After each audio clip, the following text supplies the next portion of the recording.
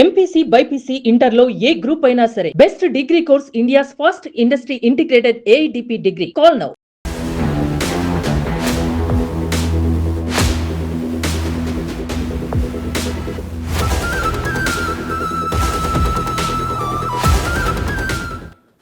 హైదరాబాద్లో మరో దారుణ హత్య చోటు చేసుకుంది. మీర్పేట్ పోలీస్ స్టేషన్ పరిధిలో రౌడీ షీటర్ నందనవనం సూరి హత్యకు గురయ్యాడు.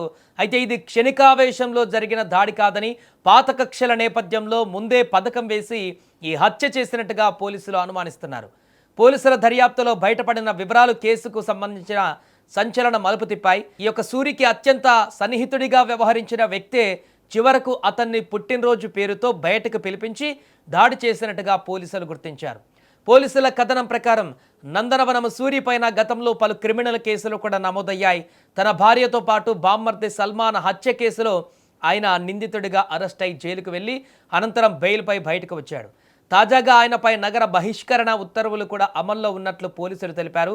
ఇదే సమయంలో సల్మాన్ సోదరుడు అఫ్రోజ్ సూరితో కొంతకాలంగా సన్నిహితంగా ఉంటూ నమ్మకం సంపాదించినట్టుగా దర్యాప్తులో తేలింది. ఇక ఘటన జరిగినటువంటి రోజు స్నేహితుడి పుట్టినరోజు ఉందని చెప్పి అఫ్రోజ్ సూరిని టీకేఆర్ కాలేజీ సమీపానికి తీసుకువెళ్ళినట్టుగా పోలీసులు గుర్తించారు. అక్కడికి చేరుకున్న తర్వాత సూరి కళ్ళల్లో పెప్పర్ స్ప్రే చల్లి వెంటనే కత్తితో విచక్షణారహితంగా దాడి చేసినట్టుగా ప్రాథమిక విచారణలో గుర్తించారు.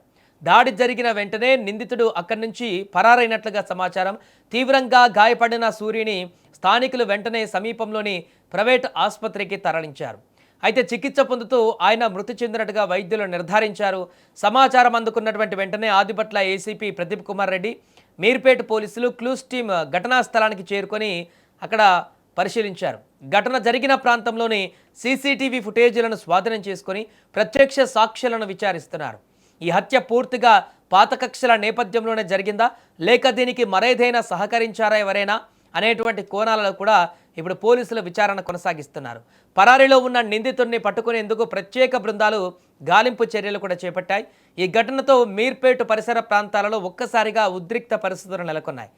హత్యకు గల కారణాలు, ఈ కేసులో ఉన్న కక్ష ఈ హత్యకు కారణమై ఉండవచ్చంటూ అనుమానిస్తున్నారు. అయితే అసలు కారణం ఏంటి, ఈ దాడిలో మరెవరైనా పాల్గొన్నారా అనే అంశాలు కూడా దర్యాప్తులో తేలాల్సి ఉంది. ప్రస్తుతం పోలీసులు కేసు నమోదు చేసి నిందితుడి కోసం ముమ్మరంగా గాలిస్తున్నారు. సీసీటీవీ ఫుటేజీలు, ఇతర ఆధారాల ఆధారంగా దర్యాప్తునైతే ఇప్పుడు వేగవంతం చేశారు.